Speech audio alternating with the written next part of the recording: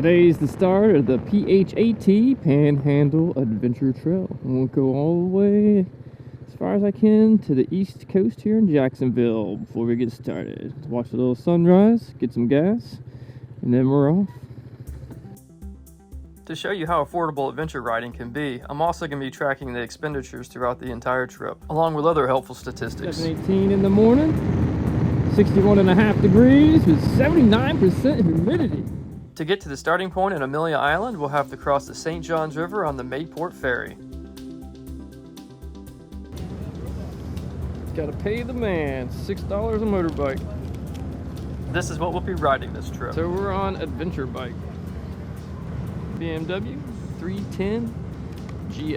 So we got a whopping 34 horsepower on a 376-pound machine stock, but we've added P.H.A.T 23 panniers. We got a little top box that we're going to use for most of our kitchen setting and electronics.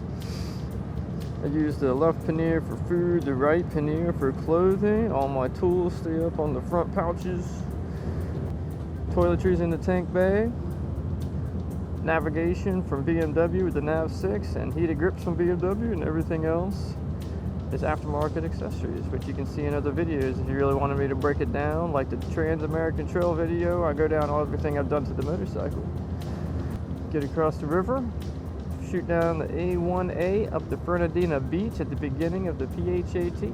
So I'm gonna catch you there. There's some dolphins floating down the river right there. Once the dolphin and fishing vessel traffic subsided, we were ferried across to the other side to St. George Island. From there, we slid off the boat. We headed north on the A1A and over the bridge to Amelia Island. We are firmly up in Amelia Island, and it looks like we're just about a quarter of a mile from the starting point. So we're cruising up the A1A still. I'm going to take a quick stop, go over a few things. Make sure everything's ready to rock. Go over to the right here. Stop in the sand. Starting here at the beach, man. And we're going to take off. I might not have as much helmet cam as I planned. I'm going to charge the helmet right now so we have something working for later this afternoon when we get into the deep. We start this journey traveling west on the 200 to the other side of 95. Welcome to the deep. We got on the dirt just about 5 miles ago, and I've already gone on to a no trespassing hunt club and following the map. And did I mention we had a tornado watch going and a huge storm come through the entire track of where the trail's going along the Panhandle 3 days ago? This is some sloppy stuff. We can ride along the edge, but if you get down in this hole, I have a feeling it's not going to be a good outcome. Wow, got it. I had to stop and get a new charger. I've had nothing but electrical issues. It's like the motorcycle gods are telling me, be present, be in the moment, enjoy the motorcycle ride. Don't worry about recording. But I've got to. I've got to record these. And that's the second pileated woodpecker. Look at this guy. Man, that's cool. Second pileated woodpecker on this road. But we have now entered dirt. So hopefully we maintain a lot of dirt the rest of the trip. We had about 12 to 15 miles of 200 getting from the coast and getting out beyond 95. As soon as you cross 95, you jump into the dirt. It's a little loose, but that's good. Florida Panhandle Adventure continues.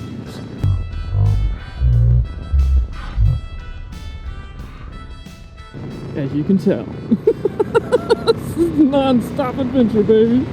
As you can see, we're 61 miles into this beast. We finally got up to 70 degrees. The first 20 miles of this was getting from the naval station to the starting point. 40 miles, just under 10%, and we've only done about 3 miles of dirt. It's been a lot more pavement than we anticipated. So, let's keep going until we find more dirt. So this is Georgia. Got some Georgia sand going on for a little bit. And we're gonna head back down into Florida. So they were doing some road repairs and just laid all this sand. It's not super thick, but you can feel just letting it walk around underneath it. mid to upper 30s pace. Got good visibility. Not a lot of traffic. Wide roads. Came to a little town called Stokesville after the dirt here, still in Georgia, and saw an amazing little mine operation filled with water. It was really cool. So far, a beginner can do this. Nothing's been treacherous at all. Well, that was a pretty nice little run in through Georgia. It was pretty much all sand roads. I like that. We're getting ready to go back into Florida. Let's see what we got going on in Florida. I feel like we'll have a good amount of sand continuing here in Florida. Here we come. Went through a nice little town called St. George, Georgia, right when you got into Georgia, and then right when you got on the other side of another pileated woodpecker. That's the third one today. Like pileated woodpecker heaven up here. Cutting on the 127 here. As soon as you get into Florida, get back into the thick of it quick, baby. Been hauling tail. We're going a little bit faster than I thought we would. And so I'm gonna take a little quick lunch break. Let's go down towards the 1090 intersection, and there's a lake over here that has camping, but I'd be camping at like 1 o'clock. I'm gonna keep going and actually intersect the same portion. That blue is gonna be the Florida Adventure Trail. So we do a part of the Florida Adventure Trail, and then we keep going on. So let's see if my Redneck Cooler has been working for me. Got a super cube. Trying to keep my applesauce a little chilly. You might could use a little sugar. Snickers. And applesauce. Piece of cheese. There's my ice cube staying nice and cold. That's awesome. So my super cube is working great. So that's all my food. I keep a cooler and my food and chain cleaning kit and some emergency stuff right there. Got the journal for tonight right there, medical kit. And in the top, the Cocina de Nate. Reach down in here and grab a spoon.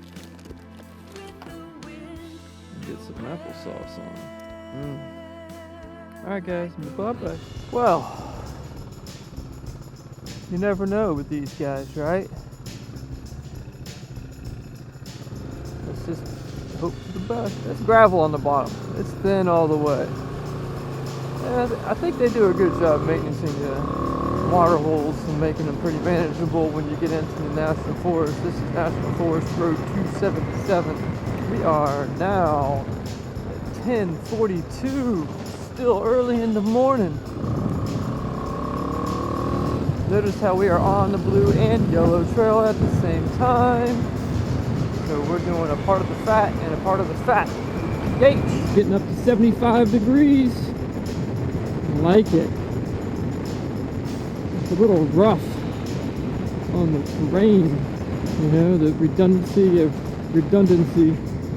the name of my game. So I'll have some things doubled up, tripled up, just to make sure that if something happened in the middle of nowhere, I can get myself out. I never want to be calling somebody to come get me out of the middle of this. You know how much that tow would cost? You know, some things like tire irons and bead breakers, you can't be without that in the middle of the woods. You gotta throw a big fat patch on the inside of your tire because your tire plug kit's not working, not big enough. Always prepared. I'm starting to slow my speed down to 5-6 miles an hour from the normal pace. That the terrain's getting a little bit more washboardy out here. This is what I like. I haven't seen anybody in a little while. Just me and the motorbike, me and adventure bike. Checking out trails. There's a bunch of honeybees back there. I've seen a lot of beehives. So you can see I'm taking the northern route. I could have continued straight on down to the lake on 250 down, and then cut 250 back up on the road that parallels 10. But I know there's camping there, and I know that's why he went down there. I don't want to camp yet. It's 11 o'clock so far. I'm more happy out here.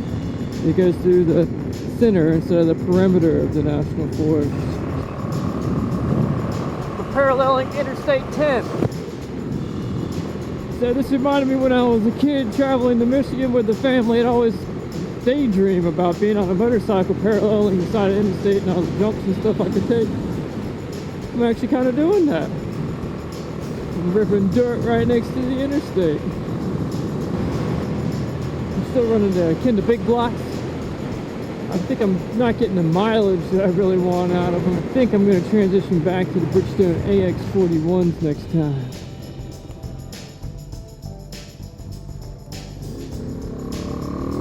Still no people. I mean, we saw the cars on the interstate, but that's it.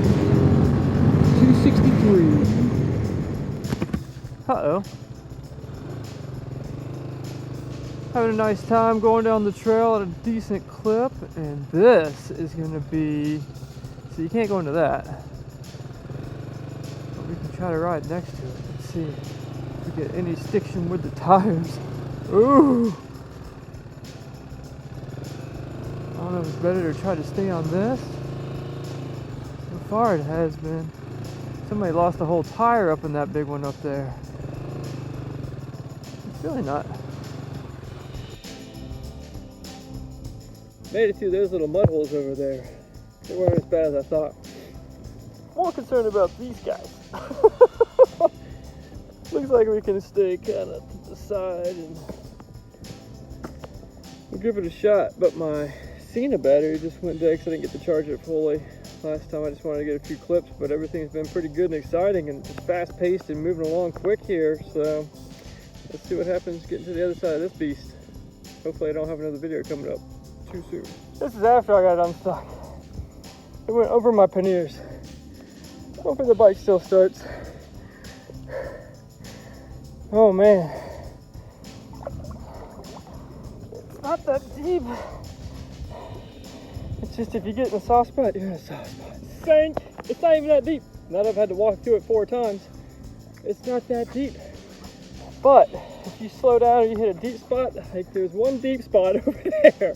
But when it went to the left, it would have been okay. But to the right, there was flat, flat, flat, bloop, and it went over the panniers. Everything inside is wet. And I am smoked because I had to get behind it. The front tire stuck in the mud. Pick the whole back end of the bike up, walk it over, put it on a non-rutted out spot that I created. Get it to front, pick up the front wheel, all the way out of the rut. Boom. Not only did I do that going that direction, but then I got off and I had to come back through and I got stuck again, come back through in the same big hole. So I just thought maybe if I'm lighter, I'll be able to skate through. Either way, the next hole is even bigger and it has no bottom. I already went and walked through that one, so I have no choice but to turn around. You know me, stubborn. I told myself, well, that's a big water hole. I should probably not try to cross it. But I've already made it past 8 or 9 other smaller holes. I was like, might as well just keep pushing. The end of the road is really close. Now I got to backtrack out, find the main road, come back around and connect to it. So I got to fix my oil problem though. Now my oil has water in it because the engine cut off for a moment. And filled the oil. Luckily I kept starting every time. Good old 310. It's the 3rd time she's been sank. Now 2 today, so that's 4 times she's been sank. Alright, so that was an extensive turnaround. I'm gonna get back on 441 right here and head back to Lake City. It's like 10 miles down this road. And Advance Auto and O'Reilly's await! Do an oil change because I am filled up with water. In the little town of Lake City. We just moved through the historic downtown. It's always my hopeful thinking. They'll help out a traveler in distress. Advance Auto didn't have what I needed, so I slid over to Napa Auto Parts. Alright, so we got to Napa. Nobody has a filter. 2 quarts of some oil. Makeshifting my dump pan, and we're gonna get this thing cleaned out. 158 miles. Got some gas. It's up to 85 degrees. It gets that way when you start struggling. It gets hot, makes you sweat. We're gonna get back on 441 and we're gonna head back to the place that we started. No filters at anywhere in town, so I had to just rinse the filter out with clean oil and rinse the engine out with some clean oil and then put some new oil in. Hope for the best. We're on CR6. We just got off 441. It's 3:15. We've done 185 miles.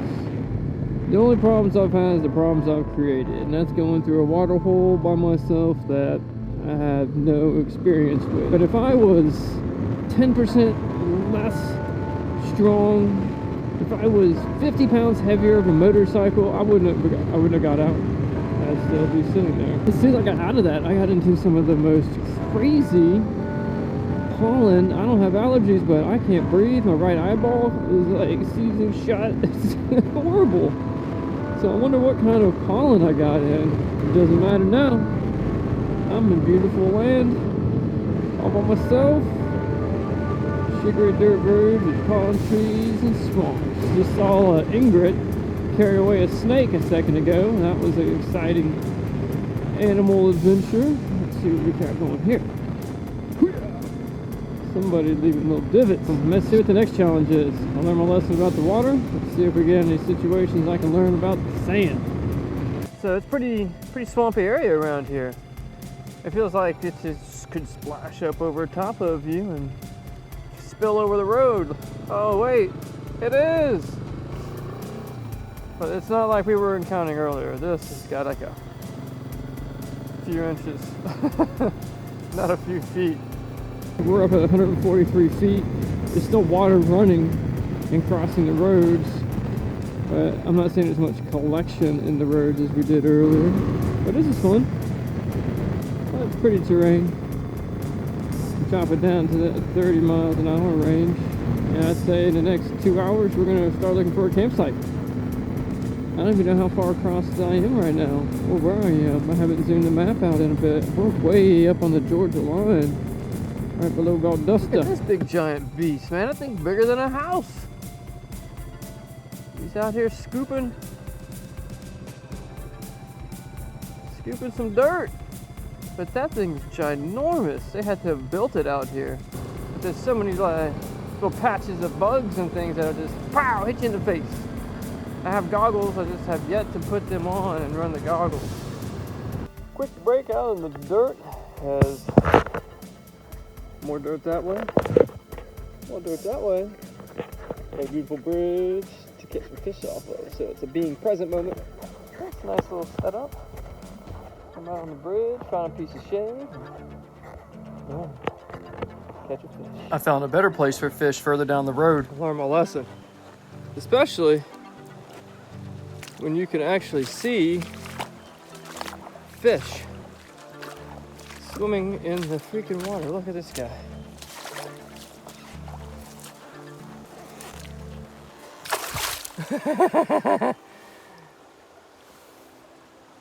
He just swam up that stream and all the way up here and was hanging out. I could scoot across there and then up over there. It's super shallow. We'll give it a go. All right, let's give it a shot. Oh, super easy. Okay. Woo. I mean, I saw a fish crossing it, so it's like, it might be pretty deep if the fish use this as a throwaway. Where are we at? We're out of Jennings. I left the video off for a little while because it was pretty thick. And then I turned onto this road and it got nice hard pack, easy rolling, just a little water crossing. We're gonna keep going until we find a campground. I started looking, it's 5:12. I wanted to have something by 6. I'll find something. Twin Rivers State Park. Let's see if there's anything up in here. Oh, God bless America. Holy crap. So it's been a wet time lately, evidently. I mean, I can't do that. There's water all the way up. There's water everywhere. Camping is wet. Roads are wet. Mud holes are full. I went to, I think it was Moody Air Force Annex, but it was closed for repairs. Would have been a perfect campground. Could have rented a cabin or a site, but they closed it with the storm 3 days ago, and I mean, this is probably part of the reason why. So we just gotta keep pushing. It's So I found a little place in the woods. It's where we're gonna have camp set up tonight. I already got my hammock set up, my canopy. Take a looky in here. Boots still drying out. Pants did pretty good. They came dry. And even my journal got wet, my first aid kit, my spare parts kit, my chain cleaning kit, my extra hanging bag here. Everything got wet.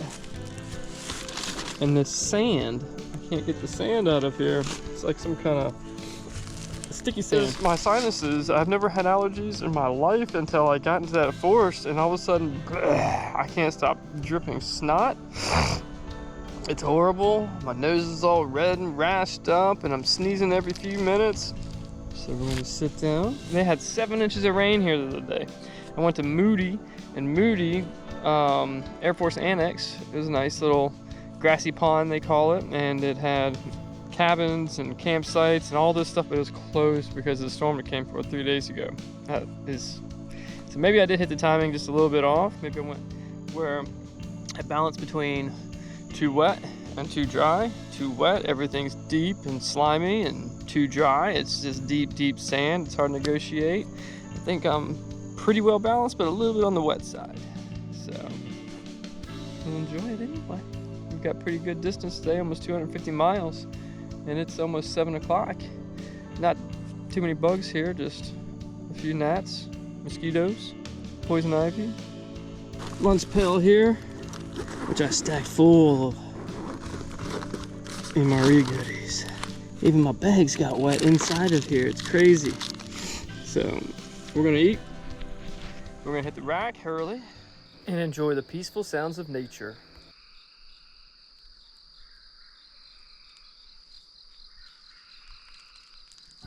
Stay tuned for more excitement on day 2 of the Panhandle Adventure Trail, where we head to the Gulf and tackle Tate's Hell.